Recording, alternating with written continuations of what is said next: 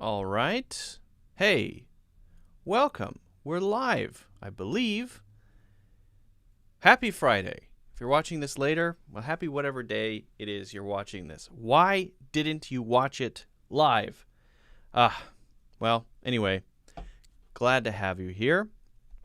My name is Luke.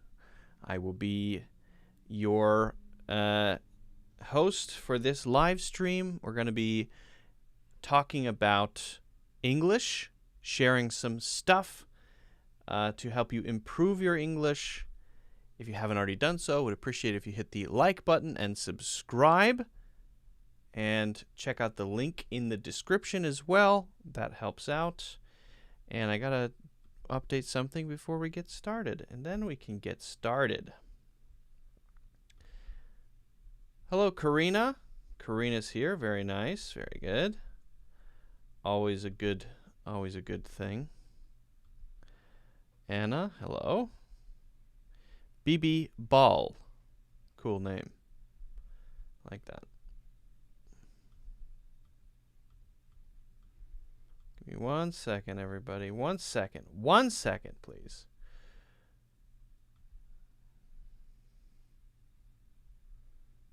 I just got to... Another live stream so soon. Yeah, this week there's 3. I'm going to be on a bit of a vacation next week, and I don't think I'll be able to do any. So I wanted to kind of make up for it this week. Vassal, hello. Willu says, "How you doing, Coach?" Am I Coach? All right, I'll take it. If I'm Coach, I'm Coach. Always learn something new with you. Well, let's hope so. I have a lot of stuff planned for today. In fact, I'm getting started a little later than I had expected because I was planning stuff to share today. So I don't know if that counts as an excuse, but one can hope. One can hope. Expires. Okay. Yeah, we should be good now. We should be good. We should be good. BB Ball, are you married? Yes, I am. I have a fantastic wife.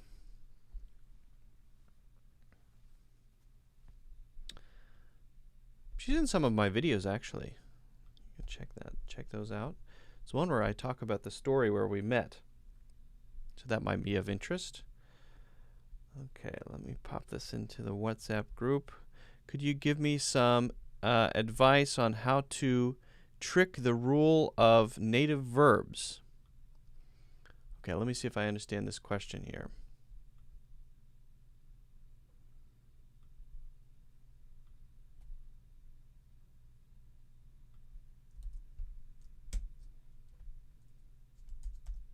One sec.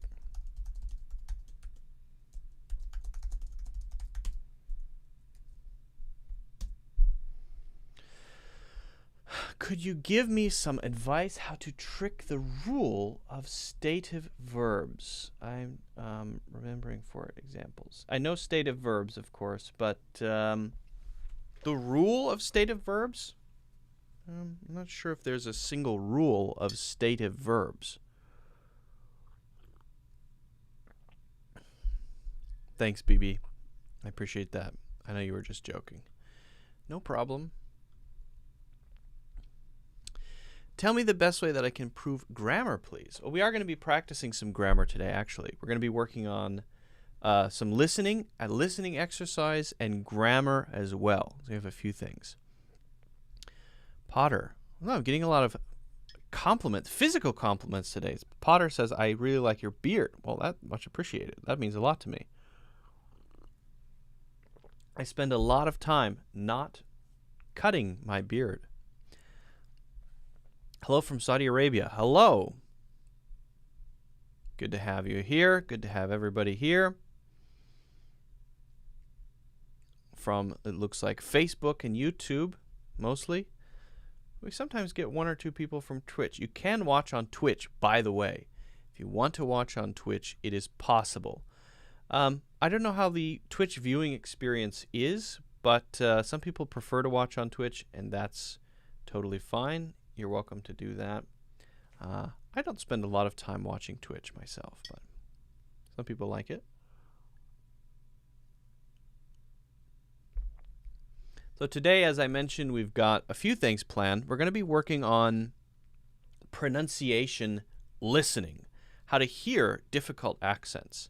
And we're going to be practicing some of that together with a video, which should be quite interesting. We'll see how that goes.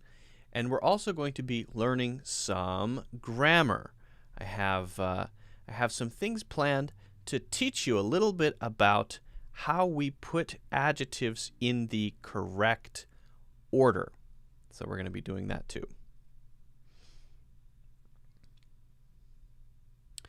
I'm looking forward to it. In the meantime, ask questions about whatever, about listening skills, grammar, pronunciation, rules, culture, idioms, phrases, whatever it may be. Oglem, should I listen to podcasts that I can't understand at all in order to improve listening? Not recommended. Not recommended. It's a good question, though, about what level is difficult, too difficult, right? What level is the right level? So generally, well, maybe we can talk about this in a little bit more detail. Oglem says, should I listen to podcasts that I can't understand at all in order to improve listening skill? Now, I don't believe, Oglem, that you can't understand at all. Maybe you understand maybe 10%, right? I refuse to believe that you understand 0%. I think it's got to be at least 10. But it's an interesting question and an important question, because you want to try to do things that are the right level of difficulty in order to make progress. Let's say, for example, my goal was to become a professional ice skater, okay? Now, I have to find the thing for me that is the right level of difficulty so that I improve. Too little, I won't improve, I'll stay the same. That's called stagnation. Too much, it's so difficult that I can't even begin to master it, and I won't make progress in that way either. So maybe I am able to move forward on ice skates reasonably well. So if I wanted, my goal suddenly one day I wake up and I say, I'm not an English teacher anymore, I've decided to become a professional ice skater. So what thing would I want to do next that would get me closer to that goal that I have? Would it be doing a triple axel, spinning 3 times in the air? No. That's way, way, way above me. And if I attempted that, I could attempt it and attempt it and attempt it probably 1,000 times, and I would never succeed. Why? Because I hadn't made the intermediate steps toward that very challenging accomplishment. So it makes sense to do the steps between so that you can accomplish the thing at the end, right? So that's important to keep in mind. Now, should I just then stay on my ice skates and slowly skate forward, which is a thing I can do? Probably not. Why? Because I can already do that reasonably well. So if I continue doing the same thing, then I'm likely going to stay at the same level, and that's called stagnation. So I might instead, I don't know what's next, do one little spin on the ice. Try to do that, or skate in a circle. I don't know the next thing. I'm not a very good ice skater. But take that principle and that idea and apply it to what we're talking about here, which is how well you're able to understand what you hear. So if that's podcasts or TV shows or movies or books, in fact, you want to pick something that you can understand I would say about 60%. You can understand 50, let's say 50 to 60%. And then the rest, 40%, say, it's very challenging, it's tough, you understand some words here and there, but not the whole meaning, or when you're listening, you don't quite get it. Then you have some footholds and handholds that you can use to, over time, make progress. And as you get to know the individual pronunciation of each person on that podcast, then you can understand them a little bit better. You pick up new phrases. You get used to their style of speaking. You understand more and more, and that then gives you more handholds so that you can understand up to 70, up to 80, up to 90%. Then you're able to move on to the next challenging thing, to the next podcast, which is more difficult. Maybe the Lex Friedman podcast or something, which is all about usually philosophy and technology and mathematics and computers and stuff like that.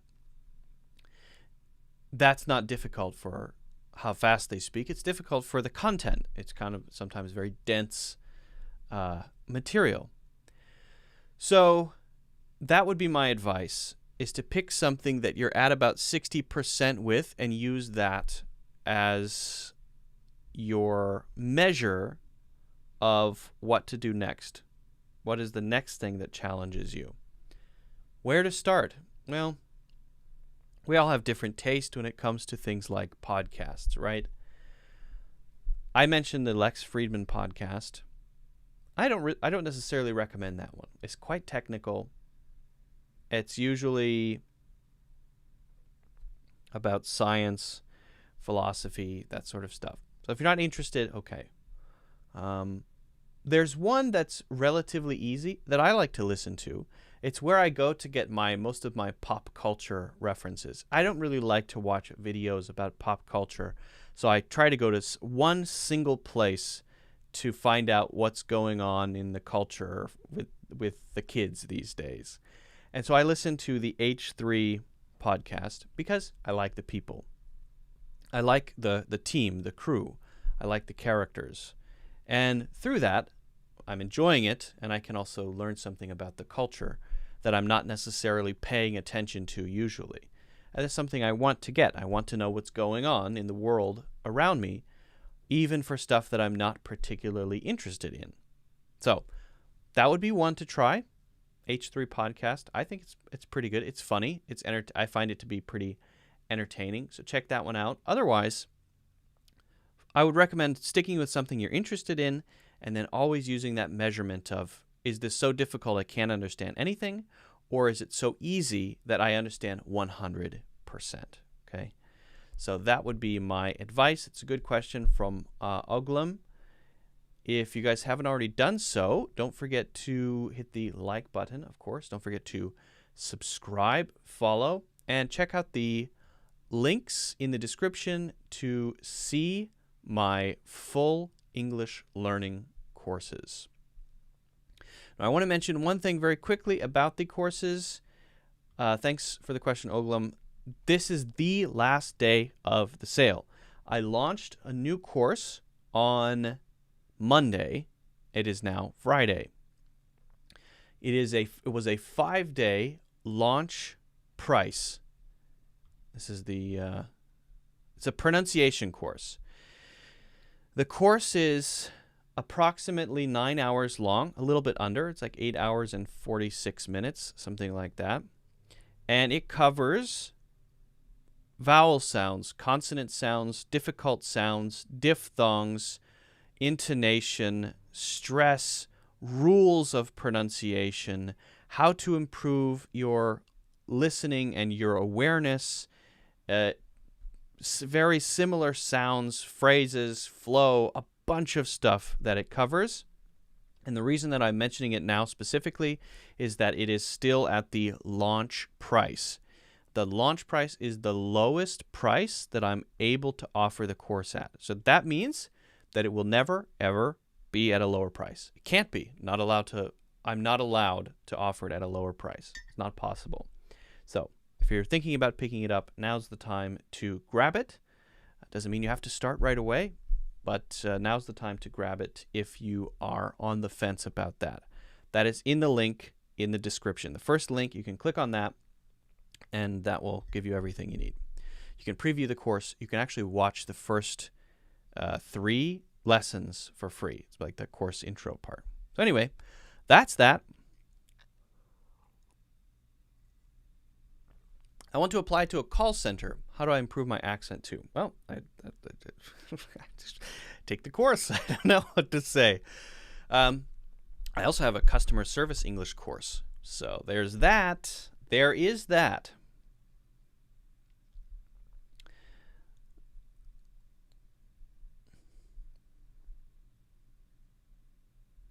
All right, we're going to jump into the first thing I wanted to share today.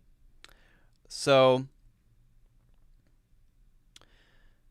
there are many ways to speak English, many accents. Within the United States, there are many accents. There's East Coast English. There's the Southern accent. People down south maybe talk like this. There's like the West Coast accent where people are like more like this. A lot of different accents, but also in different countries. Now, different countries, people who are native speakers there have different accents, like in the UK, Australia, for example, but even within the UK, different accents there, right? So we're going to be looking at the Scottish accent. I don't do a very good Scottish accent, so I'm not even going to try it. What I want to do is I want to go through a short video from Parliament, a session of Parliament in the UK, where there's a speaker, an MP, member of Parliament from the UK, but Scotland, speaking about something, and another member can't understand because of the thickness of the accent. The other member can't quite get what he's saying. Let's see if we can understand. Let's see if we can pick up the accent, okay? So I'm gonna pop on my headphones quickly, and then we're going to watch this video together and see how much we can understand. We might need to go through it a couple times, right? So let's see what we can hear. Are you ready? All right. So this is a video from The Guardian, and here's what you do. Try to catch meaning. Don't focus on which word. See what you can naturally understand, right? And then we'll go back through it. Ready?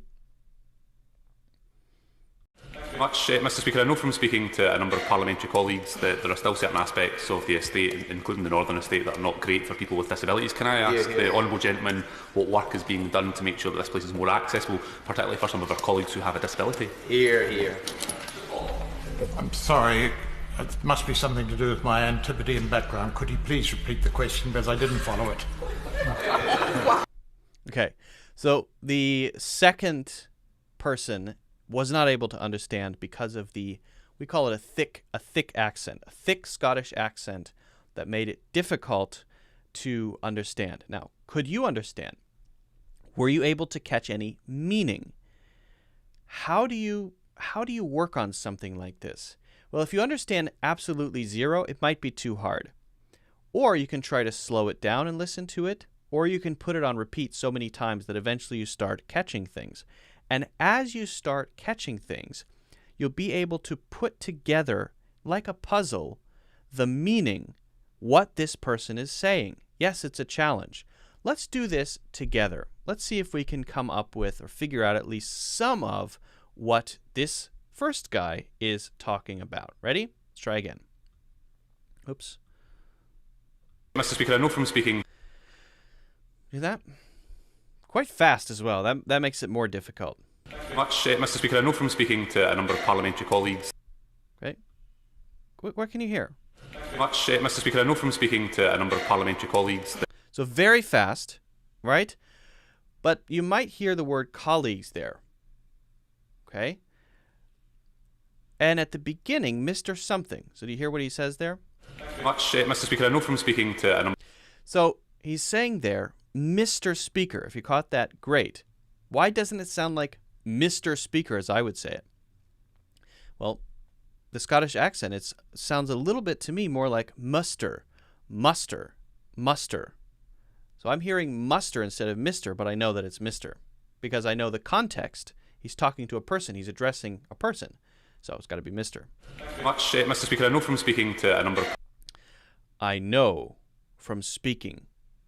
And instead of saying to a number, he says to a number. That's a common thing for all native English speakers to have this sort of shortened, it's called a schwa sound, shortened O sound when we say to. Mr. Speaker, I know from speaking to a number of parliamentary colleagues that. Mr. Speaker, I know from speaking to a number of, and what does he say after that? Something colleagues, right? Mr. Speaker, I know from speaking to a number of parliamentary colleagues that. Okay, well, we know that this is, look, the word is right there on the screen, parliament. This is from parliament. So he's saying some parliament colleagues. If you listen carefully, he says parliamentary colleagues. Mr. Speaker, I know from speaking to a number of parliamentary colleagues. What type of colleagues? Colleagues, people we work together with. Parliamentary colleagues. Let's listen to that one more time now that we have the whole thing. And if you are able to hear it now, after we went through that little part, then is it your ear? No, it's not about your ear. It's about knowing what the person is saying. If you know what they're saying, then it's easy to catch it. Mr. Speaker, I know from speaking to a number of parliamentary colleagues that. Easier, right? Mr. Speaker, I know from speaking to a number of parliamentary colleagues that... Now, what is he going to say next? Still certain aspects of the estate, including the Northern Estate, that are not great for people with disabilities. Can I ask the Honourable Gentleman what work is being done to make sure that this place is more accessible, particularly for some of our colleagues who have a disability? Aspects of the estate, including the Northern colleagues, that there are still certain aspects of the estate, including the Northern Estate. Colleagues, that there are still certain aspects of colleagues, that there are still certain aspects of the estate. Colleagues, that there are still certain aspects of the estate. Colleagues, that there are still certain aspects of the estate. You hear that? That what? The is like a the sound. But what is he saying? Well, what does it have to be? If we know the grammar, and maybe we heard certain aspects. Aspects, he says pretty clearly, I think. Certain aspects. Oh, well, it's got to be, then there are. It has to be. If we know the grammar, then the grammar can tell us what it must be. So we just listen to what it must be, and we get it. To a number of parliamentary colleagues, that there are still certain aspects of the estate. There are still certain aspects of the what? Colleagues, that there are still certain aspects of the estate, including the Northern Estate. There are still certain aspects of the... It sounds like he's saying estate. But we might know that, okay, that's not a word. So it's got to be something else. Well, maybe he's just saying another word a little differently with a different accent, more of like an E sound, eat, instead of an A sound. Okay, well, that would work if he's saying, for example, estate, right? So let's listen. There are still certain aspects of the estate. Parliamentary colleagues, that there are still certain aspects of the estate, including the Northern Estate, that are not great for people with disabilities. Including the Northern Estate. There are still certain aspects of the estate, including the Northern Estate. Okay? Still certain aspects of the estate, including the Northern Estate, that are not great for people with disabilities. Can I ask? That are not. He doesn't say that are not, right? That are not.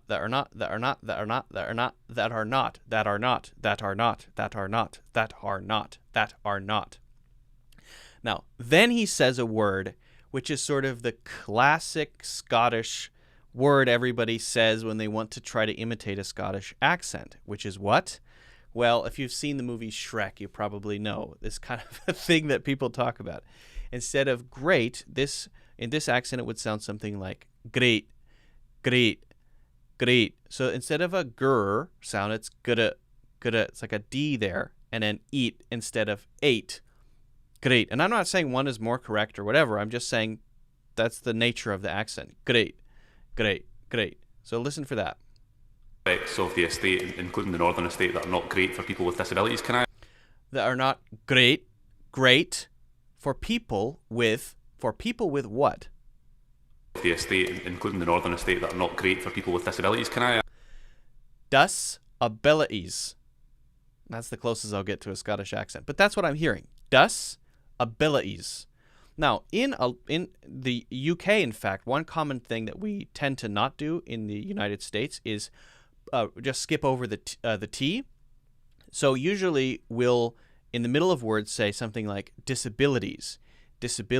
So we'll replace the T, disabilities, we'll replace that T sound with a light D sound, disabilities. That tends to be how we say it in American English.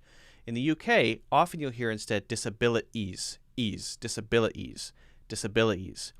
Now here, instead of dis, because the I sound tends to be different too, dus, more of a dus. So it sounds like disabilities. You hear the difference there? So something is not great for people with disabilities.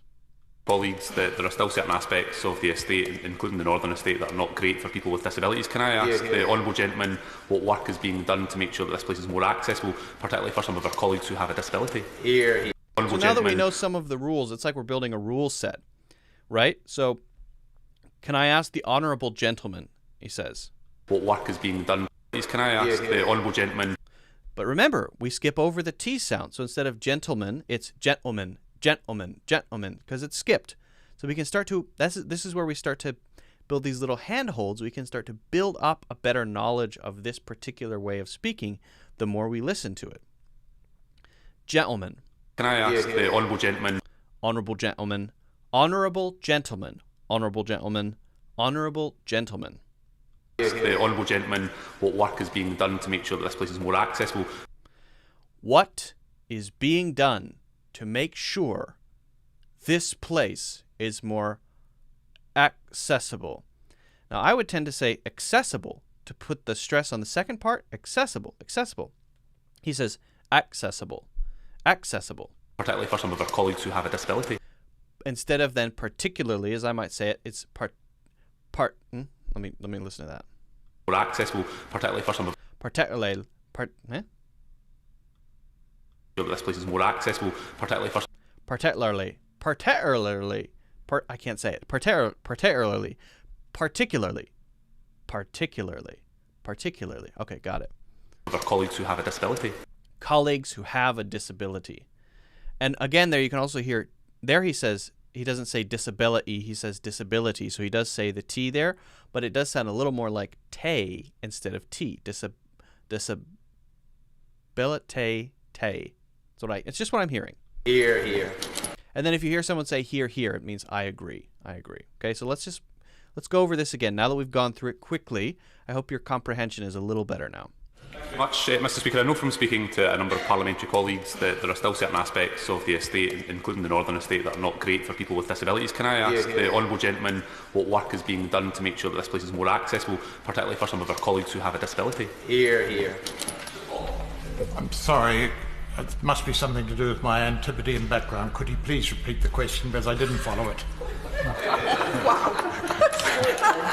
Well, very popular today. I'm saying that a number of parliamentary colleagues who have disabilities do find it quite difficult getting around certain parts of the state. Given that we're doing this refurbishment work, what can be done to make sure that those with a disability are able to move around more freely and the place is accessible?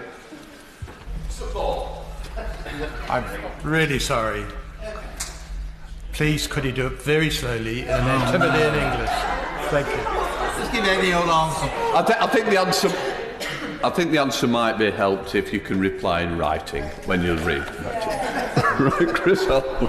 Thank you, Mr. Deputy Speaker. I'll try it on the first go. Oh no! Can I? Because I'm Welsh, so God help him.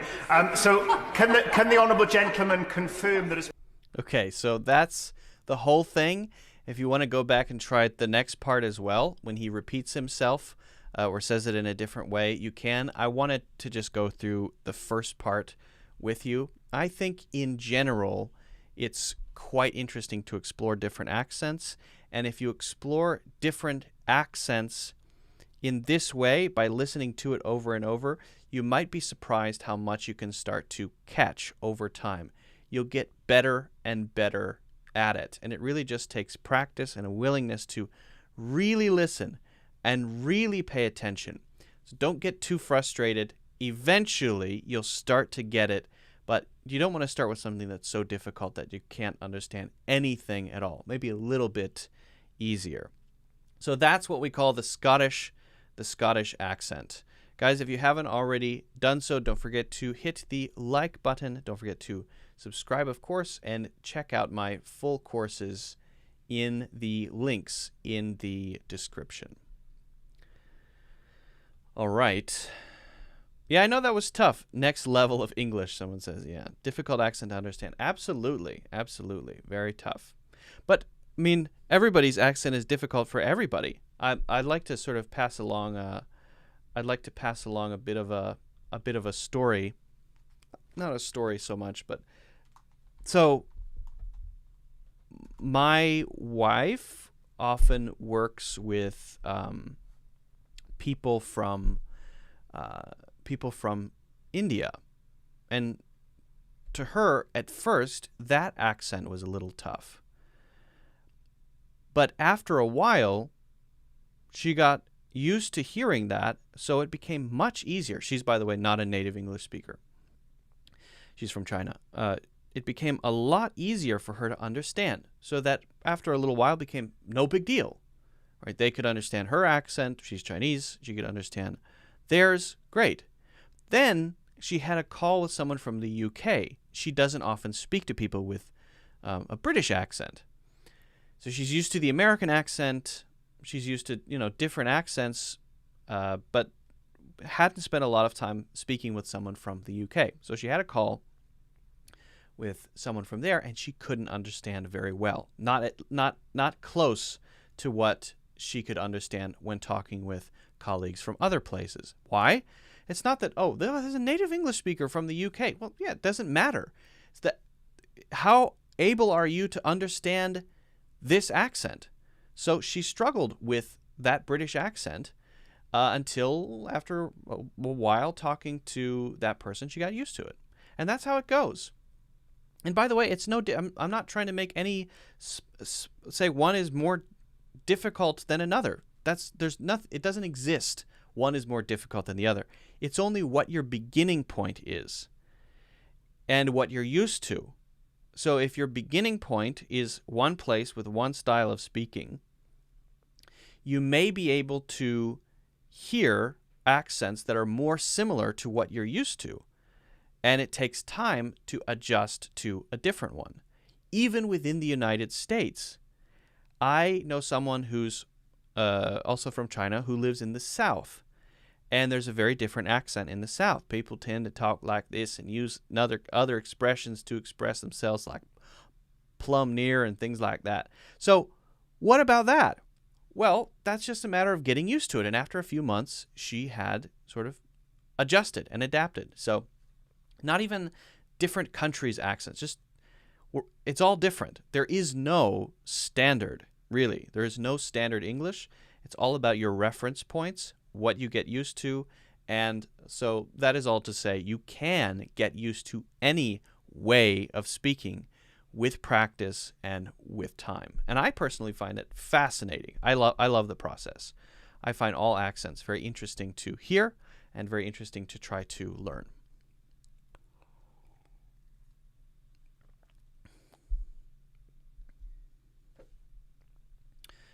BS Nagi is, hey, I'm from India. Well, cool. Awesome.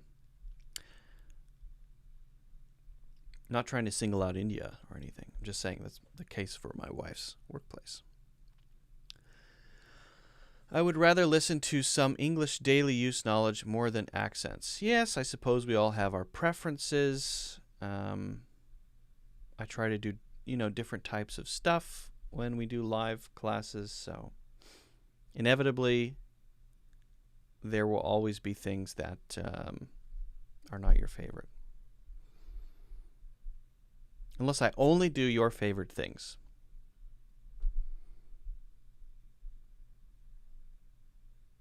Which might be a challenge.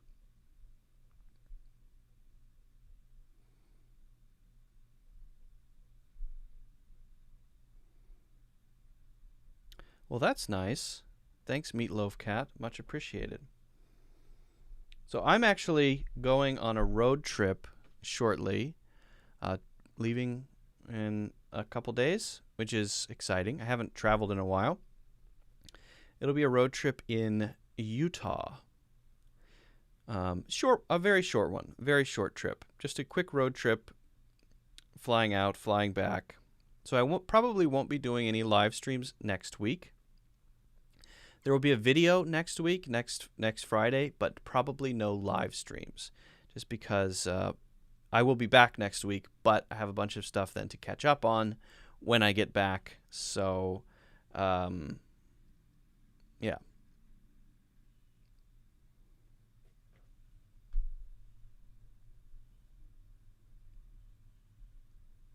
And we're not going to be taking the cats. I have 2 cats. We have a cat sitter this time, which is great. Do vlogs in Utah. That's a good idea. I may do that. I'll be driving a lot of the time.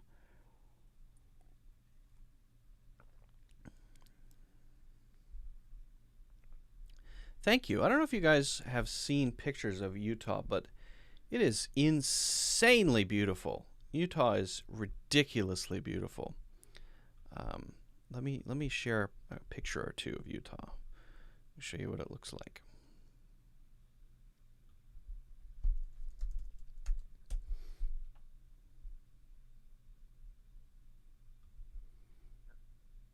Oh yes. So this is something called arches in Utah, and it's red and it's been carved by wind over time. This is in Utah. It's like another planet. It's so crazy. This is one place in Utah. Then also there's the Grand Canyon. Grand Canyon is not in Utah, but it's not terribly far away from there. And let's see. That's this one. Oh, let me make it bigger. Yeah, so that's the Grand Canyon. Do some pictures here. I've actually been there, but I've never seen it. I've never actually looked at it with my eyes because it was very snowy when I went there. So I couldn't see anything. The visibility was too low. I believe this one's also Utah. It's these sort of wind-carved canyons, which are very beautiful. And do you have a training program on accent? Yes, I just launched a pronunciation course.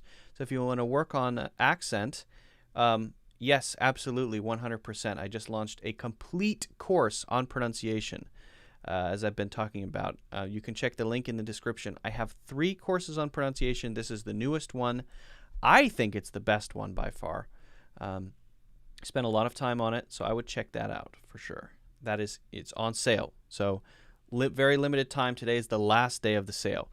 The price will expire today. So now's the time. Now or never. Lowest price you'll ever see it at. Faux show.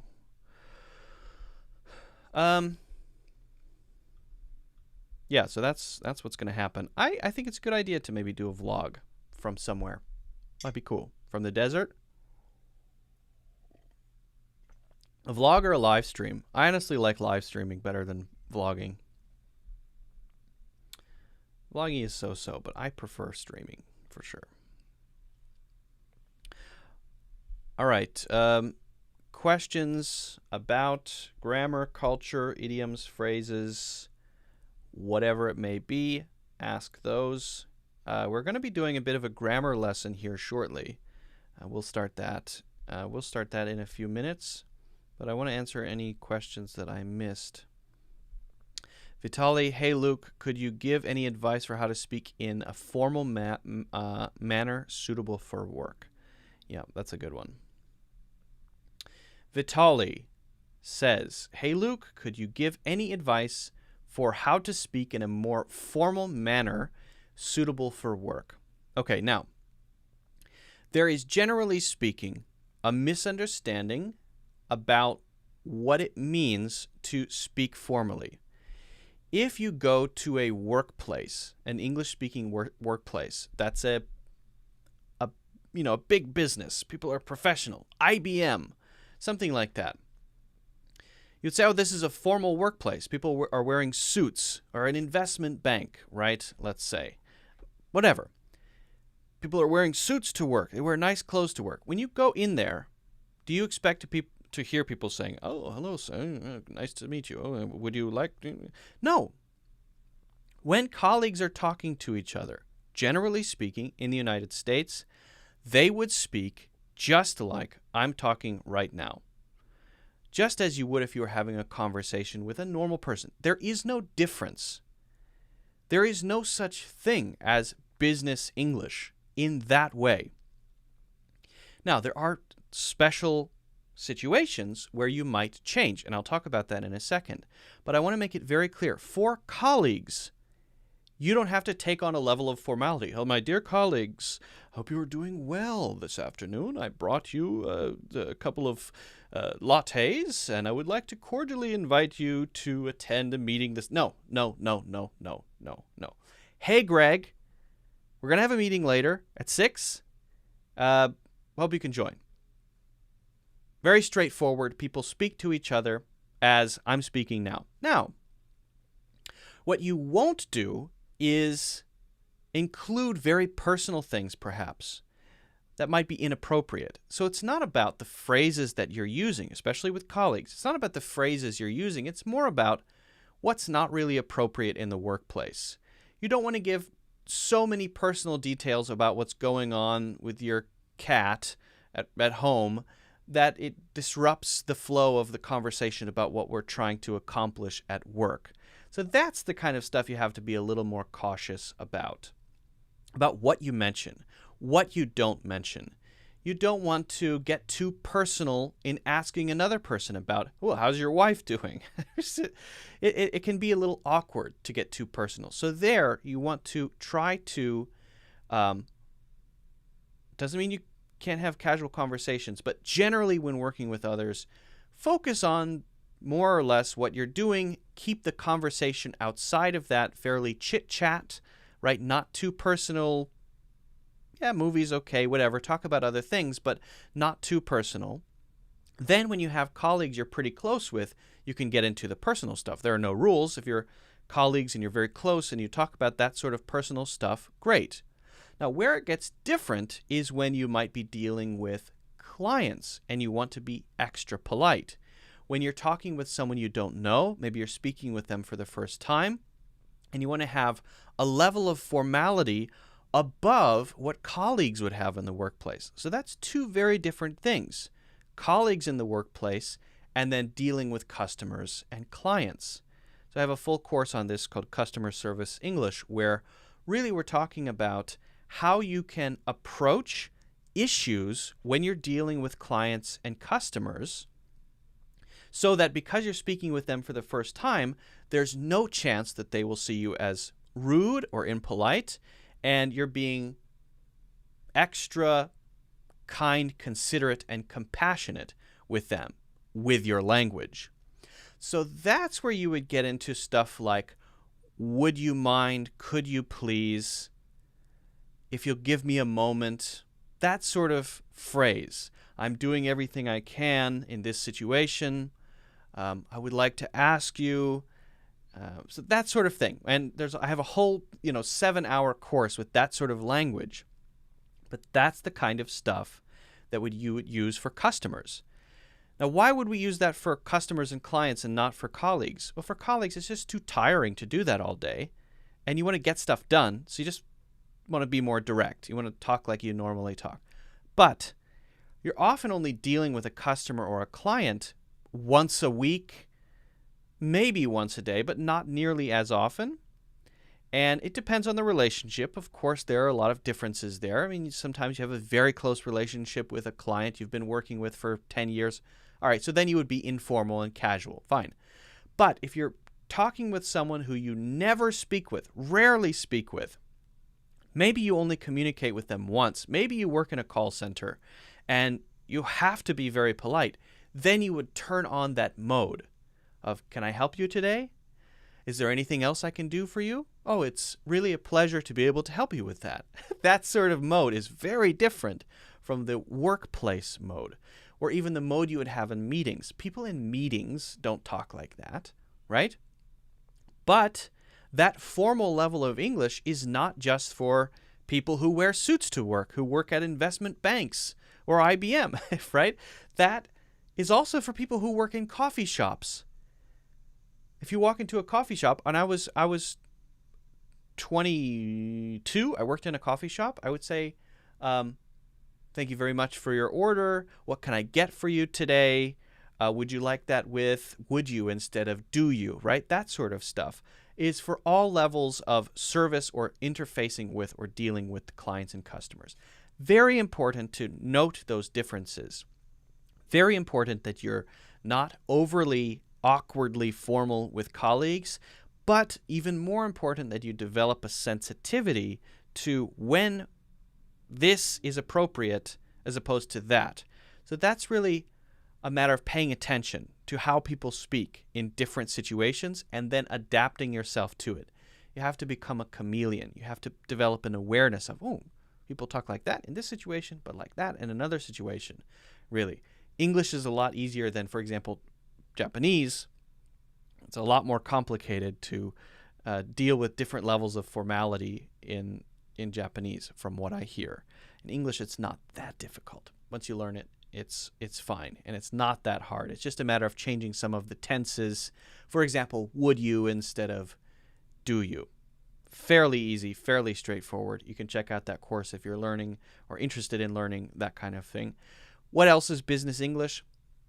Really, all business English is a list of vocabulary and best practices, but it's like these are words you need to know related to your field. Okay, that's business English. Otherwise, there isn't really any such thing as business English in the way that we express ourselves.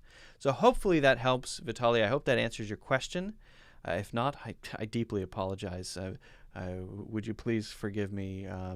I will do everything I can to make it up to you. If you haven't already done so, check out my full courses in the link in the description. Hit the like button and, of course, subscribe.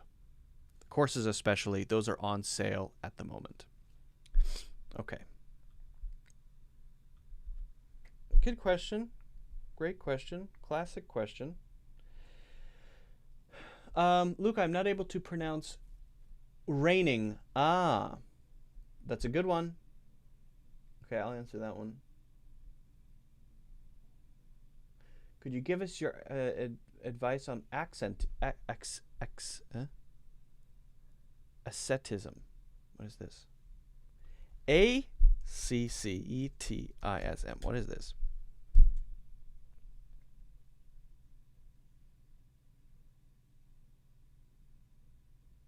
What is that? I can't even find it. I see asceticism. I know what asceticism is. But what is ACCETISM?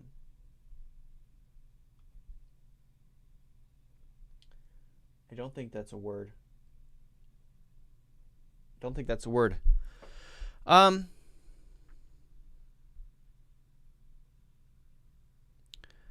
Americans are easy to work with. I mean, I can't speak for all Americans. Can I be totally... I shouldn't say it. Maybe I should say it. Should I say it?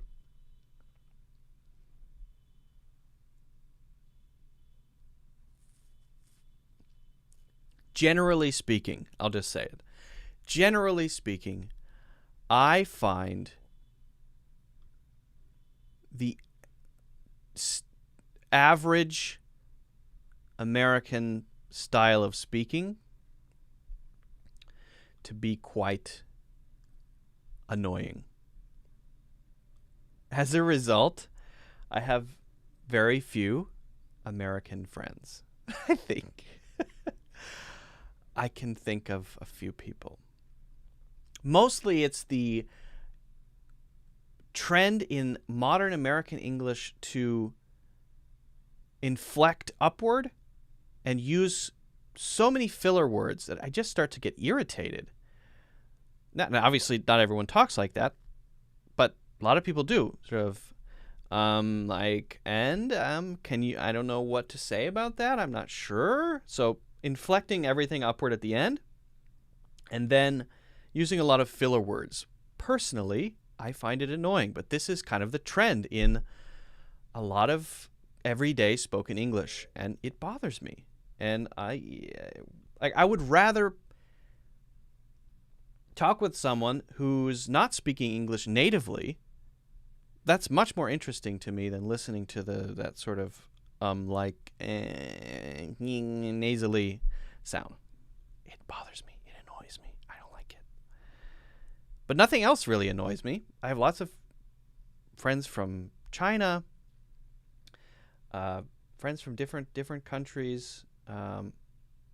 The only one that really annoys me is that this kind of way of speaking where I don't sound very sure of myself, and then everything goes through my nose, and yeah.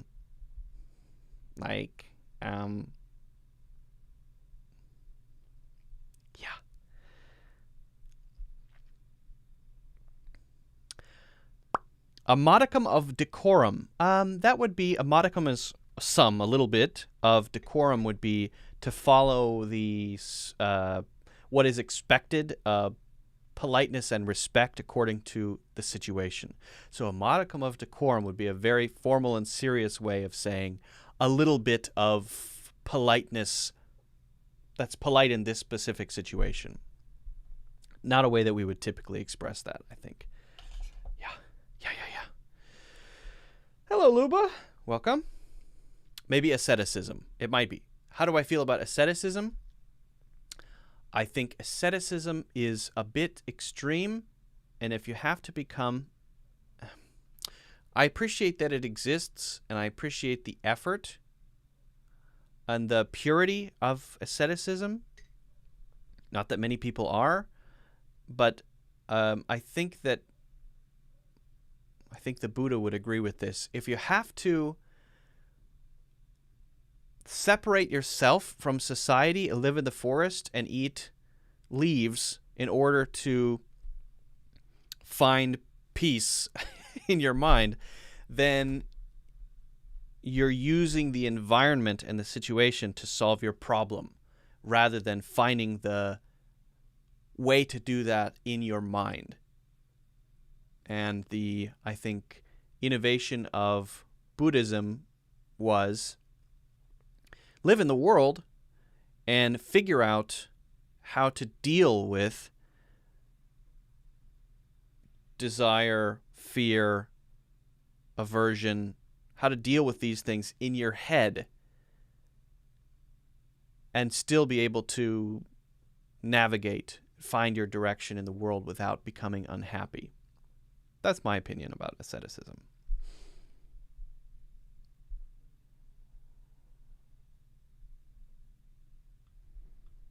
But no shade to the ascetics, for sure.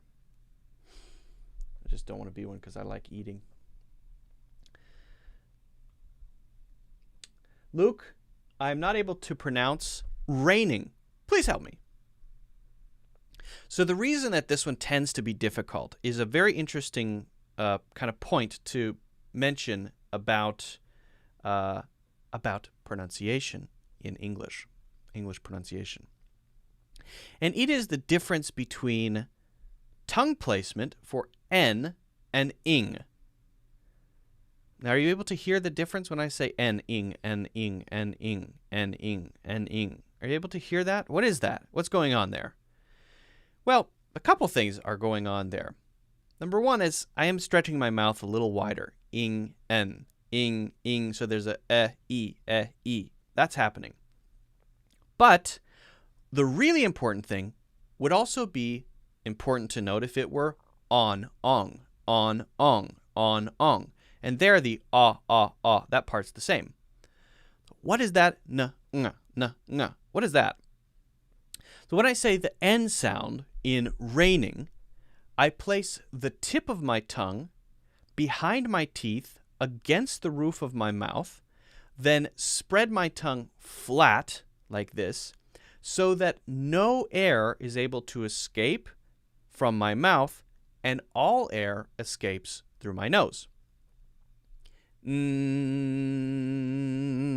if you put your finger against your nose, you can feel the air coming out there. And if you put it against your mouth, there's actually no air coming out of your mouth. Okay, success. But the tongue, it's the front of the mouth. The tongue is coming up behind the teeth, not touching the teeth, to the front of the mouth on the roof. Na na na na na na na na na na na na. You can practice that. Na na na na na na na na na.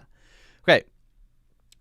With the ing, ong, eng sound, you're not doing anything with the front of your tongue, the tip of your tongue. So just let it sit there. Instead, what you're doing, right, for the N sound, we do that. Instead, what you're doing is you're pulling the back of the tongue up. The back of your tongue is going up against the back of the roof of your mouth and still blocking all the air so that it comes out of your nose instead of your mouth. So my tongue is relaxed, right? But I can bring the back up. So you can see that my tongue is relaxed on the front and bring the back of my tongue up. It's very important to block all the air. Na na na na na na na na na na na na na na na na na na na. Can you hear that? If you do it quickly like that, you can get used to the feeling of that. Na na na na na na na na na na na na na na na na na na na. But if it's ong, then it's on on on on on on on on on on on on on on on on on on on. Same basic idea. You're still doing the same thing with your tongue. You're just changing the vowel sound. Get into the habit of that so that when you say something like raining, raining, it doesn't sound like rainin, rainin, ringing, ringing, ringing, rainin, rainin. Neither of those are correct. Rainin would be using the N sound twice, and ranging would be using the ing sound or the ng sound twice. It's got to be first the N sound, then the ng sound. Raining, raining, raining, raining, raining, raining, raining. And you got to practice that so that it becomes a habit. It's important to make it a habit because if you just know it, you'll be very unlikely to remember it when you really need it, be able to do it when you're thinking about what you're trying to say. The most important thing is to practice it so that it becomes muscle memory and a habit so that when you say raining, raining, raining, raining, raining, it comes out perfectly. Okay, so you practice that. I see your name is in Chinese, so I'm going to assume that you speak Chinese natively. If I'm incorrect on that, I apologize.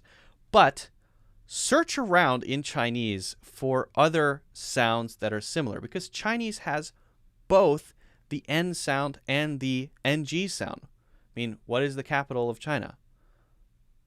Beijing. Ying, ying, ying, ying, ying. That the tongue goes up in the exact same way. It's the same thing, right? Plenty of N sounds in Chinese, right? So just identify the sounds in Chinese and then pay attention to what your tongue is doing when you're saying those Chinese sounds and then just use that when you're saying the English sounds. It's actually the same. So I hope that helps. If you haven't already done so, guys, don't forget to hit the like button. Of course, subscribe or follow and check out my full courses in the links in the description. Okay. Good question.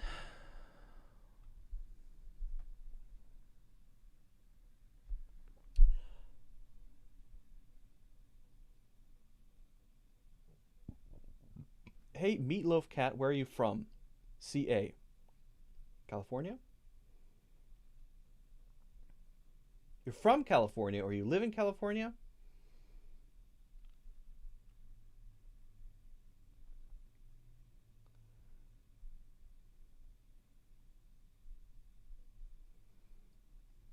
How to pronounce such, such, such, such, such, such, such.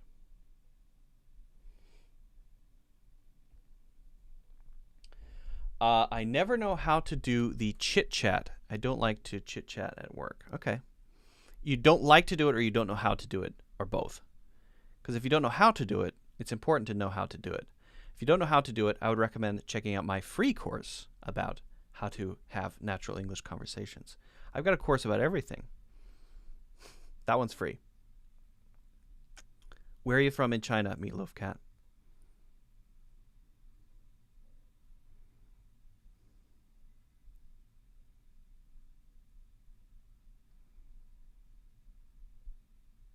Meatloaf Cat is a great name. That's an awesome name. Love that. Both. Well, at least you're honest.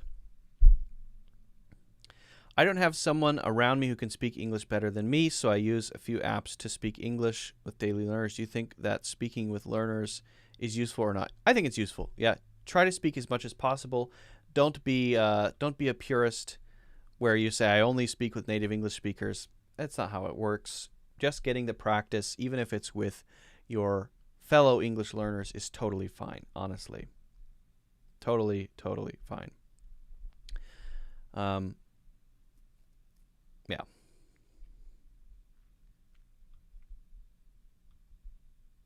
Shall we do a bit of grammar? I'd like to attempt something I haven't tried before.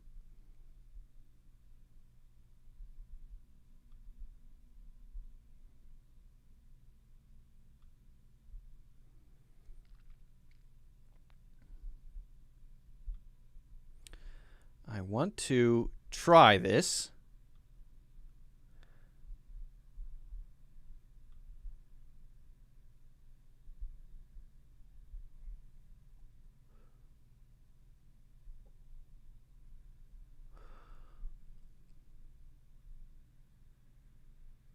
Oh, male, fail.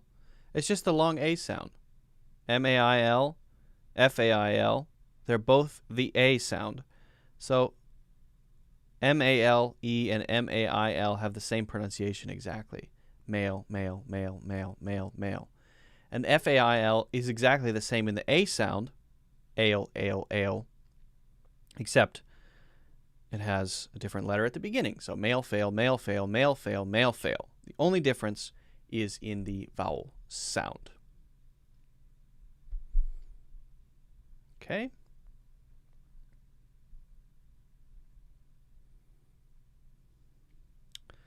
So what we're going to try is to talk a bit about adjective order. That's what we're going to try. Let's see how it goes. See if I set this up correctly. I'm trying a new setup. Hey, it worked.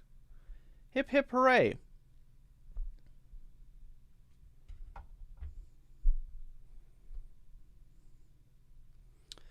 Take out the old pen here. This is the pen that I use when I'm doing courses. It's easy to do this with two different things. This pen and I have been through a lot together. Let's see if this looks okay. Yeah, it does. Not bad. All right, so let's attempt a few things. You may have heard about adjectives and the order that they're supposed to go in. But how does this work? Well, it's something that you probably already have a feeling for. You probably heard something that sounds kind of off or wrong and thought, man, this doesn't sound right with the adjectives in order. But you weren't quite sure why. Well, we have a general guideline that we can use called Nosa Scomp. And we're going to talk through it. But first, adjectives in front of the noun? Yeah. In fact, when you have a main noun, or any noun, you can put adjectives in front of it. Not only 1, 2, 3, 4, 5, 6. Now, if you put 6 adjectives in front of every single noun, that's going to be exhausting. But it can be very powerful and impactful to put many adjectives in front of a main noun. So let's read through this sentence over here, and I want you to tell me if you think it sounds right. And when I say tell me, I mean just think this in your head. Okay, I'm not actually expecting you to tell me. For our honeymoon, we stayed in a traditional stone European 19th century villa. A traditional, comfortable, stone European 19th century villa. Something about that just doesn't sound right, right? Traditional, comfortable. Traditional, comfortable. Stone European. Stone European. All of these are adjectives. Traditional, comfortable, stone European, 19th century. And then villa is the noun that we're really focusing on. Okay. Doesn't quite sound right. Well, we use this sort of pattern, which is not always true, and there are certainly many exceptions, which goes number, opinion, size, age, shape, style, color, origin, material, purpose, which is the order of adjectives that, generally speaking, we can follow. Does this follow it? Here we have, let's see, opinion. Comfortable would be an opinion, right? Okay. Style is after that, but this is traditional, comfortable. So we have opinion and then style, but here we have style and then opinion. And then you have color, origin, material, purpose, stone European. So here it's origin, it would be European stone, right?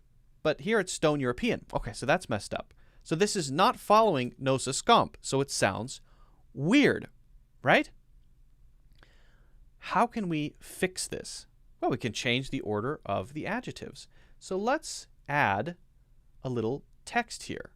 Let's copy and paste this and then fix it. Let's fix it. So I'm gonna grab this text here and I'm gonna make a copy of it over here. But I'm going to then put in another version of it so that it is at least closer to following our Nosa Scomp rule. Okay, so here we go. Here's the text. Well, let me turn it white so it's easier to see.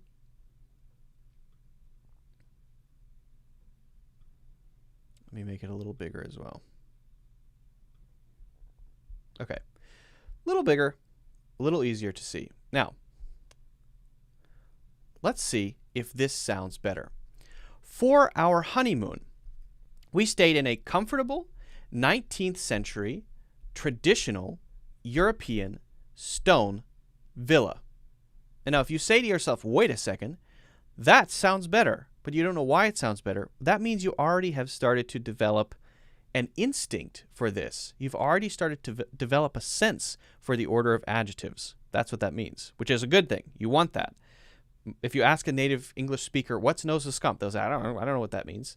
Well, which adjective goes first? Comfortable or traditional? Well, they'll say most of the time they'll say comfortable goes first and then traditional. But they don't know why. Just something they have a sense for, right? So, for our honeymoon, we stayed in a comfortable. All right, what kind of word is that? That is opinion. Right. 19th century. All right, age. Age, there it is. Traditional, all right. Style, shape and style, right. Traditional. European, all right. Origin, that's origin. Stone, material, and then the noun there is villa. So, this sounds right, and it follows Nosa Scomp, number, origin, size, age, shape and style, color, origin, material, purpose. Okay? Opinion, excuse me. Number, opinion. So, if we just keep it in mind and use it as a general framework when you're writing something, it allows you to add adjectives with a bit more confidence. If you want to swap these things around, it's often fine. So, what if we said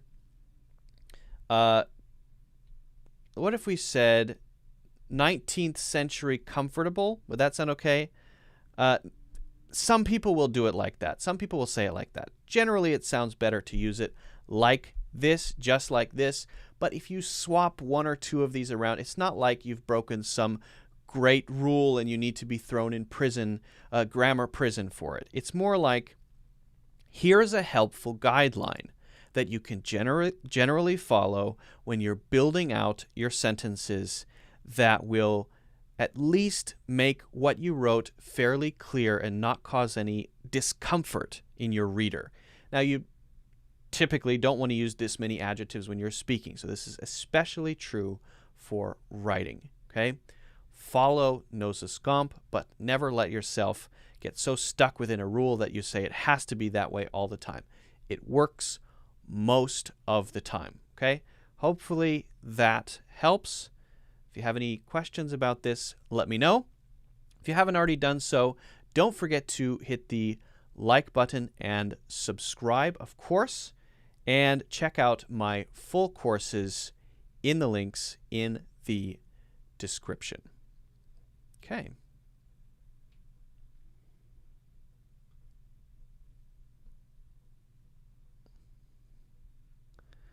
That actually seemed to go fairly smoothly with the board.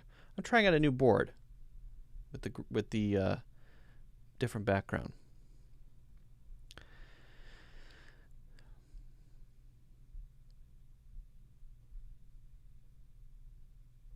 Seems to be okay. Yeah, Nososcomp is quite useful, actually. I use it when I'm writing to remind me of the order of things. Hello, Amar is here. Hello. Junior is here. Great, great, great, great, great, great. Fantastic, wonderful.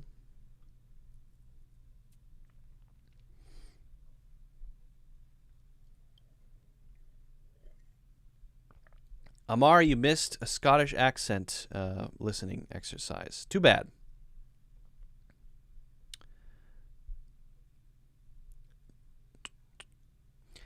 Instinct worked. It does sound better. Yes, instinct. If your instinct is telling you which way is correct, follow it. Often your instinct is used to what it has heard over time. So it's adapting to building little rules in your head to fit what it is kind of immersed in, right? So most of the time, what feels right probably is right. The human brain is amazingly capable. It is a natural grammar machine. Philosopher named Noam Chomsky developed this idea known as universal grammar. And that's this idea that the human brain at birth has a system for building language. Why is it that little kids are able to start learning language, using language naturally at age 2, 3, 4? How does that work? But squirrels can't, right? So it has to be something in our brains that allows that to happen. Structure, right? If babies can do it, but squirrels can't do it, then there has to be a difference between a squirrel and a human brain. Some structure that's there, or some capacity that's sort of built in, right? Squirrels they never learn language. It's very sad, but they can't. Neither can raccoons. So Noam Chomsky developed this concept of universal grammar, which is basically the idea that we're not blank slates. There's no blank slate. We're born with a structure that gets fleshed out in early childhood, especially as we bump up against the world, play with things, and experience things. And while languages are very different, some languages are so different that you can't believe they're both languages. I mean, the structure is totally different. It's reversed. They have 100 words for one thing. But if you really get down to it, there's a more basic structure that all of those languages are sitting on. And we fill in those slots in our brains as babies as we experience the world within our native language. So that when we grow up and become natives in those languages, we sound very different, but there's a more basic program that is always running. Sort of like how there are many different computer languages, but all of them still run on binary code, on zeros and ones. Everything is zeros and ones, so you have to have that as your foundation, but then all of the different languages are sitting on top of that, and you can choose to write in that language or that language. It's kind of the same idea, honestly. So because of that, we're able to grab onto languages very quickly, and the human brain is able to pick up and build those structures when you learn a new language. So going from one language to another, is it better to sit down and study explanations of a bunch of grammar rules? Well, you can do that, but your brain is like a grammar machine. If you're surrounded with a new language for long enough, especially if you're interacting in that language, your brain is going to use its zeros and ones as your foundation to start to build out a new model for that language, which is the grammar of that language, how the verbs work, the order of things, the tenses, noun structures, conjugations, contractions, all of that stuff starts to get built out. It becomes a model that your brain just does automatically. You don't have to start from scratch. Your brain is sort of primed to do that. I find that very interesting. One very cool experience I had when I was visiting my hometown. I'm from Ohio. I was visiting my hometown, and my little nephew was there, and he was 2 years old. And he was struggling, he was learning, he was just in the process of learning the differences between colors, what that is as a concept. What is a color? So if I show you something, if I just say, here, what is this? How do you know if I'm talking about the thing, the color of the thing, the shape of the thing, or something that this thing is related to? Right? Like if I show you, if I say, what is this? What is this? You might say, it's a coffee cup, and be correct. You might say, it's coffee, and be correct, because there's coffee in the cup. You might say, that's your source of joy. Be correct. You might say, that is a symbol of your submission to your corporate masters. And you'd be correct, because it's Starbucks, right? That might be, you could say a number of different things. You could talk about the materials. So you would say, that is ceramic and rubber in a cylindrical shape with a thing that you can grab onto. Also, you'd be correct. So how do you know which thing you're talking about? And it was very interesting when I was with my little nephew to see him starting to separate out these things as there's more than one way to see a thing. And how do you do that? So I determined, because he was really struggling to identify yellow as a color, I said, I'm going to spend this weekend teaching him the color yellow. So I would show him a car, and he would say, car. And then I would show him a red car, and he would say, car. And I would say, no. He would say, red. So he knew after I said no that I didn't mean tell me car. I meant tell me color. No, tell me the color. Red. But he couldn't get yellow. So I decided to, over time, first by example, teach him, then get him to identify it by himself. I would show him a brick, a little plastic brick, a Lego, a car, and he would say the thing, and then I would say color, and he would say sometimes yellow. Or he would say nothing, and I would say yellow, yellow, and he would say yayo, yayo, yayo. But it took a while. At the end of the weekend, I was able to hold up something that was red, and he would say red, and hold up something that was yellow, and he would say yayo, no matter what it was. He was able to start to identify color as a separate thing from the thing, as one of its traits or attributes. So it's so interesting. I could almost see the machine working inside of his head. Very cool process. It was really interesting. Chomsky is a legend. I tend to agree.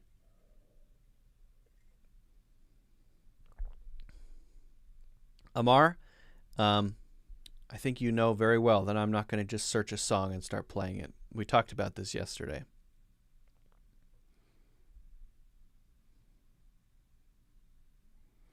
Is it possible for a non-native speaker to literally know everything about English, such as vocab, grammar, and listening? I would say yes, you can get to a very high level. However, it's not just about that. It's also about the cultural references. So there's a level of fluency where you know everything about the language, you know all the words and grammar and everything perfectly, and yet you still feel like you're not able to engage at the same level. That has to do with cultural references, things that people within that country who grew up in that culture know about and can talk about that you might not be aware of coming from another culture. So that then becomes another layer that you have to get into to really master it. Hi from Colombia. Hello, Project. Some tips for customer service. Well, we did spend some time talking about that already. I would recommend checking out the course for that one, faux show.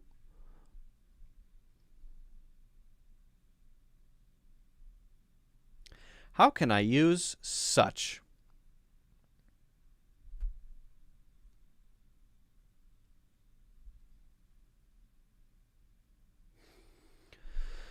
Well, let's see. I might want to think about that one a little bit more so that I can come up with all the examples you could use. I mean, I can give you a simple answer, but to give you a really complete answer, I might want to spend a little more time on that. Such.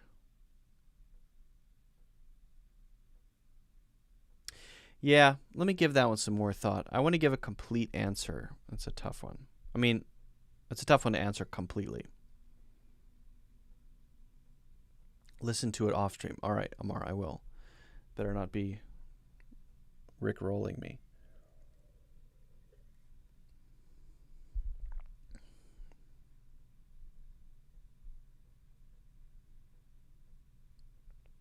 Can I call a waiter in a restaurant when I need help? My friend said it's not friendly. Yeah, that's a good one. A good question. Meatloaf Cat says, can I call a waiter in a restaurant when I need help? My friend said it's not friendly. I could only use excuse me. Is that correct? Generally speaking, and I'm going to speak for the United States. Generally speaking, in the United States, we tend to use excuse me rather than waiter. If you say waiter, I wouldn't say that it's not friendly. It's just not nearly as common as excuse me or even hello.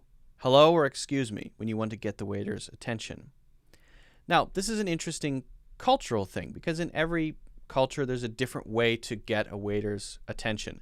So, for example, I lived for about 4.5 years in China, and one of my favorite things about China is the eating experience. Totally, overall.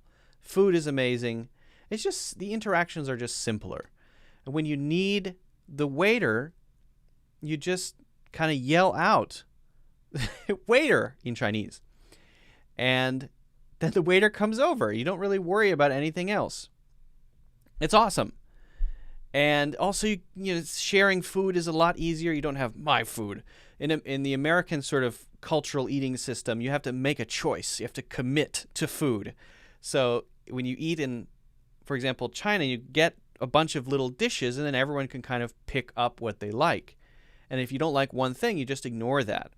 But usually when you eat in the United States, you choose your entree, and that is your entree. And the idea of saying, oh, I don't like this entree, and then grabbing from somebody else's is kind of like, what are you doing? You can grab food from my plate? Very rude in America, but not in China. It's very totally okay, normal, expected. In fact, grabbing food from from a small plate and handing it to someone else, very polite. So personally speaking, I would rather eat in China than the United States. I think they've got a better system figured out, just my opinion. Also, getting the attention of the waiter. In the United States, we need to do it in a certain way, and it's kind of cautious. So you have to look for the waiter. If they're walking away from you, there's really nothing you can do. They don't see you, which is kind of frustrating, right? When they're walking toward you, what you might do is something like this. You might look at them in a certain way that lets them know that you want to get their attention. If they're very near you, you might say, excuse me, hello? Like that. Excuse me, hello? You could, if you wanted to, say waiter, but you wouldn't say waitress. So that's where it gets a little weird, because saying waitress sounds strange. Waiter? Well, what if it's a waitress? Okay, so that gets weird, and that's why we tend to avoid it. I think that's why we tend to avoid it. So instead we say, excuse me, hello? Like that. If they're near. But you can't raise your voice above a certain level. So the most common thing to do is to just get their attention with a gesture. They're coming toward you, you see them, and you make a stupid face like that, and then you put your finger up or you put your hand up like that, and you sort of make sounds and make yourself look like an idiot. That's what we tend to do. Now, there are some gestures where you can sort of do this and say, I want the check. That helps. That's actually very useful because you can do that at a distance. But overall, I find it a bit awkward. The whole dining thing in the United States, especially at restaurants, is very interesting and something that we could talk about for probably much, much more about how to tip and all of that stuff. It's very complicated. There are a lot of norms and how do you split the check with someone else. I recently had dinner with a bunch of people, and just the process of figuring out how everyone's going to pay for what is insanely complicated. And I don't think anyone's really figured out how to do it without a lot of awkwardness. It's amazing to me that we haven't figured out a better system. Anyway, thanks for the question, Meatloaf Cat. If you guys have any others, let me know. If you haven't already done so, don't forget to hit the like button, of course, subscribe, and check out my full courses in the links in the description. Good one. Good question. Great question.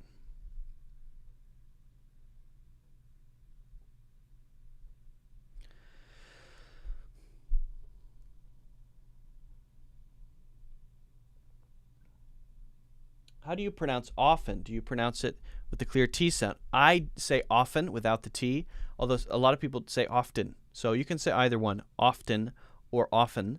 I say often without the T. We call the waiter, hey friend, excuse me. Oh yeah, okay, interesting.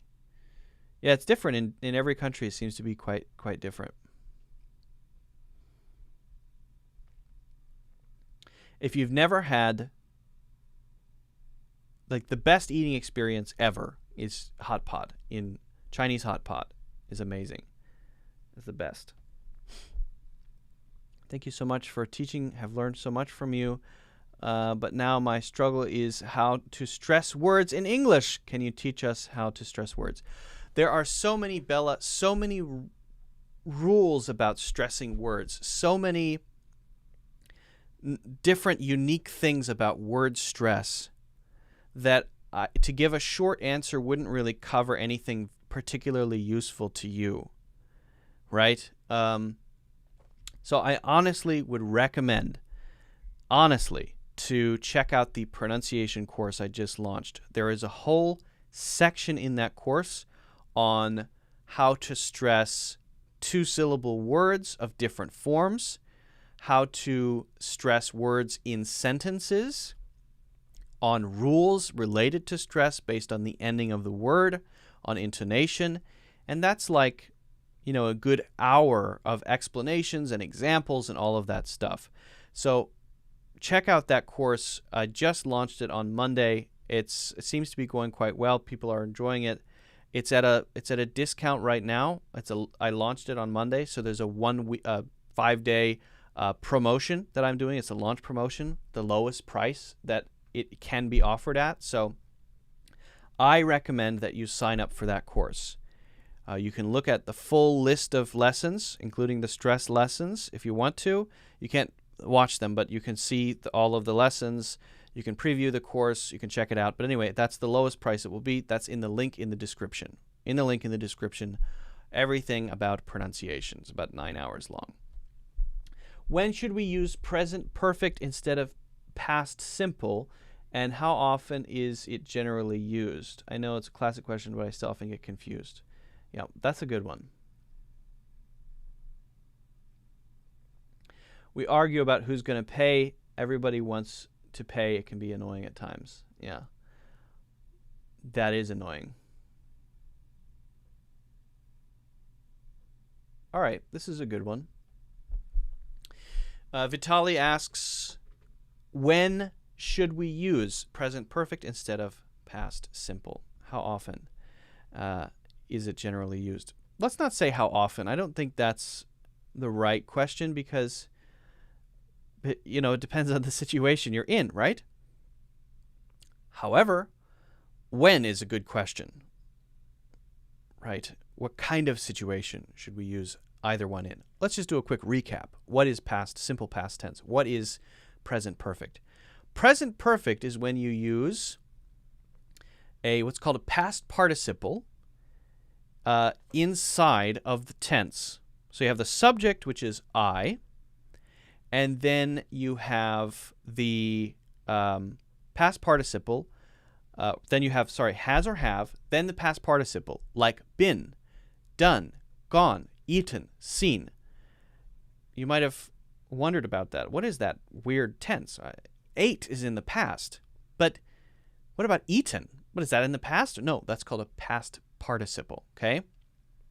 So subject, then you have has or have, then you have the past participle, been, done, seen, gone, eaten, and then you have either the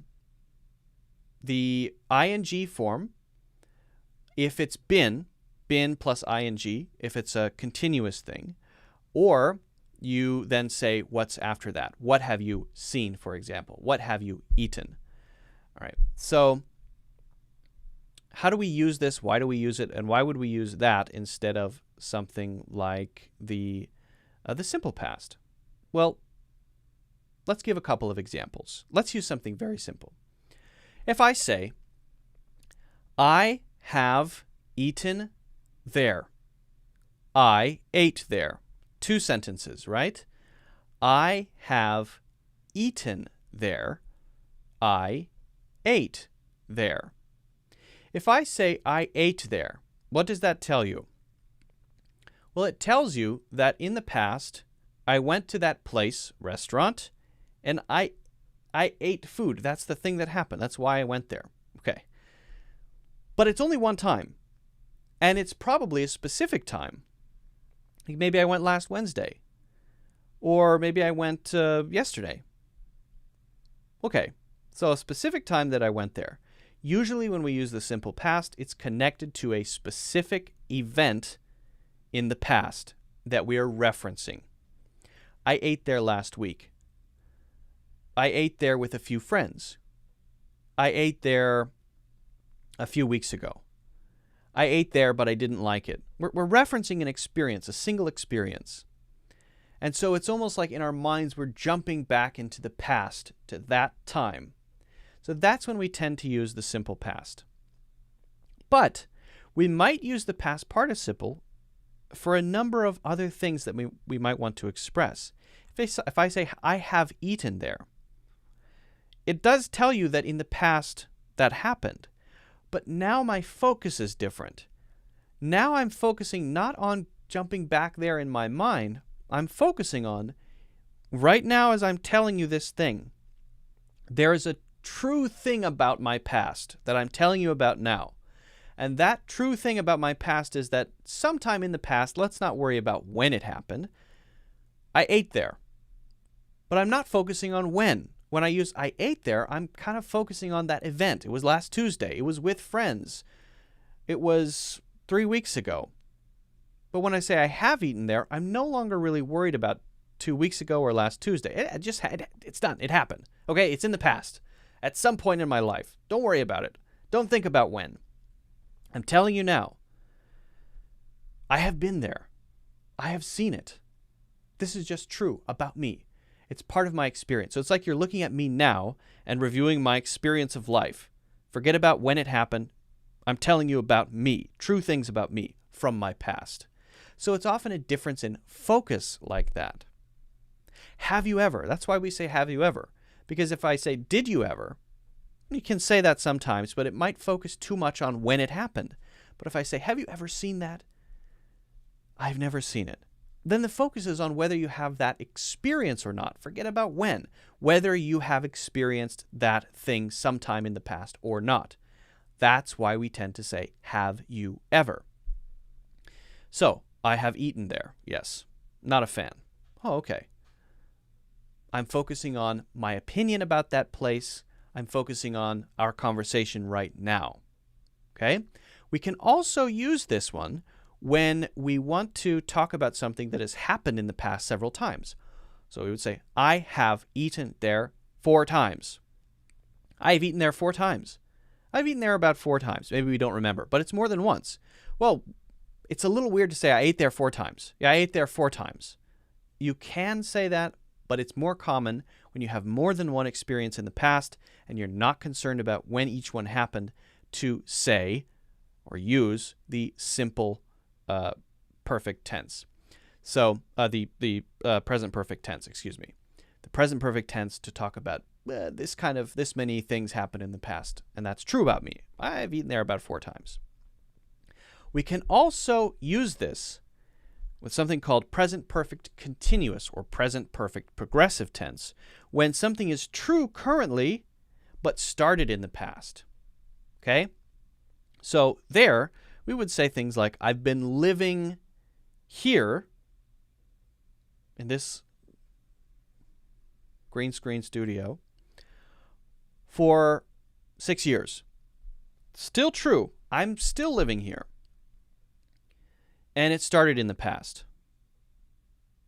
I've been. So the past participle there is been. Been, that's the past participle. Have, I have, she has, they have, we have, it has. I have been. Then the difference is, to make it continuous or ongoing or progressive, we're using the ing form. Living. Eating. Dancing. Well, we've been dancing for 6 hours. I'm exhausted. We're still here dancing. Once you change that, then you can't use that anymore. If I don't live here anymore, then I don't say I have been. If we're not dancing anymore, we finished. We're done. We went home. Then we don't say I have been. We have been. We would only use that if it's still going on in the moment. Then we would use the present perfect progressive. So that's how that works. Okay? I hope that helps. I hope that makes sense. I mean, if we really wanted to focus on this very seriously, I would say, that's more for a course. I do have a course called Master Native English. I know I've been talking about courses a lot. I have a course called Master Native English where we go over all of the tenses, present perfect, past perfect, continuous tenses, simple past, all of those tenses with a lot of examples to really cover it. That course covers also a ton of other stuff. So I would recommend checking out the Master Native English course. That's my most popular course. Also, I think on sale at the moment, but you can check that out. That should be in the link in the description in addition to the other course. So thanks for the question, Vitali. Always good questions from Vitali. If you guys haven't already done so, don't forget to hit the like button. Don't forget to subscribe. And of course, check out my full courses in the links in the description. Yep. Missed a lot. Tatsuki says, I'm from Japan. I bought your Udemy course a few years ago, and I'm glad to find you on YouTube. Wow, years ago. Well, welcome. Years ago. I think tense can be confusing when you think about them. Yes, they can be. They can be, yes. Best way to learn is by example. We have this in China often is said, it's on me. Yeah, no, it's my treat. Third one said, I got this. I will pick. Oh, you've used all the expressions for paying the bill, Meatloaf. Well done. It's on me. No, it's my treat. I've got this one. I will pick up the bill. Yeah, an hour passed. Yeah, in China, and you'll see people actually fighting each other to pay the bill. It's very, I like it. Very entertaining.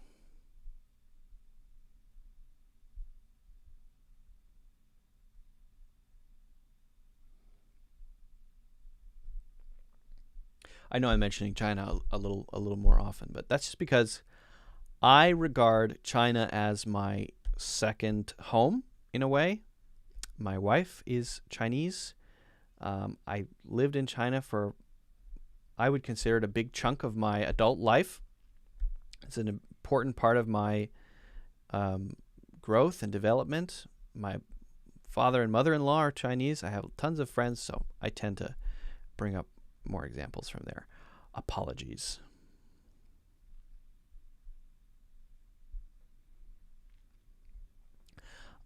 Milton, I'm from Brazil, fluent in English, and I have a hard time understanding when and how to use the term probe, when to use it as a verb and when to use it as a noun.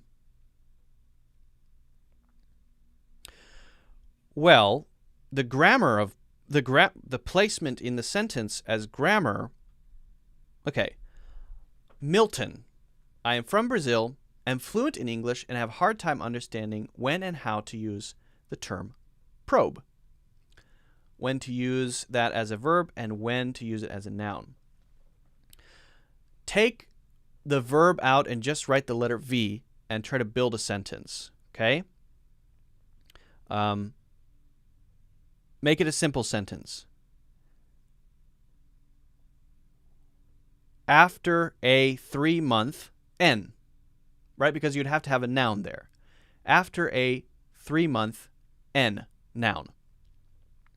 So what is a probe as a noun? Well, that could be a sort of like an investigation.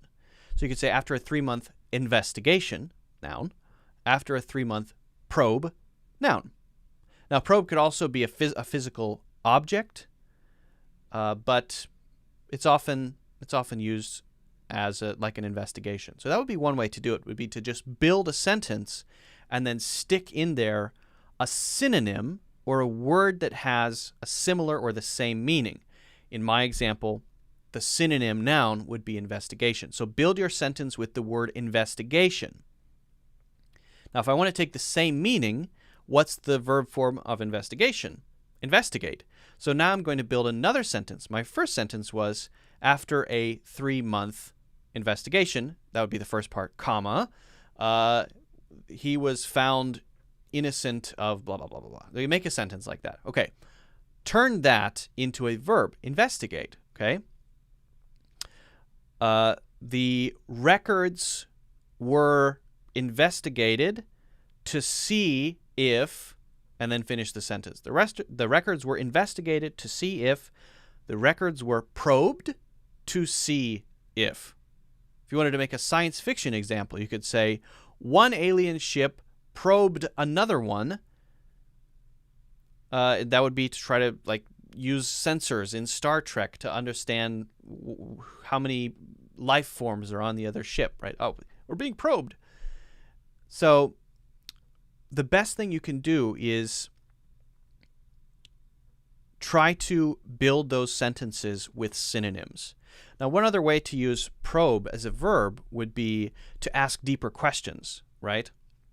So if I could say a sentence like this, I would say, I wanted to push a little bit further and ask questions about, maybe I was questioning someone. I wanted to push a little bit further and ask some questions about his past relationships. Okay, now I'm going to take the word push out and I'm going to use probe instead. I wanted to probe further and ask some questions about. So there I'm just using a synonym to help me build the sentence, then put probe in because it can be used in that way, sort of going into, sometimes invade, sometimes investigate, sometimes move forward. It can be used in a lot of different ways, that specific word. So whenever you're not sure about a word, look up the different synonyms of the word and then start building sentences, and you'll start to uncover the way that it tends to be used. The other thing that you can do is go to vocabulary.com or to thefreedictionary.com, and you can usually find a lot of example sentences that should include the word that you're wondering about in all forms with example sentences. Study the example sentences, try to make your own examples similar to those, and you'll start to get a feel for it. That would be my advice, Milton. Good question. If you guys haven't already done so, don't forget to hit the like button, of course, subscribe, and check out my full courses in the links in the description. All right. You're welcome, a million. Having trouble with the sound because I'm studying a lot. I'm speaking. Some people say I sound American, and some say I sound British. How do I sound just one without? I don't know. I mean, that would be, yeah.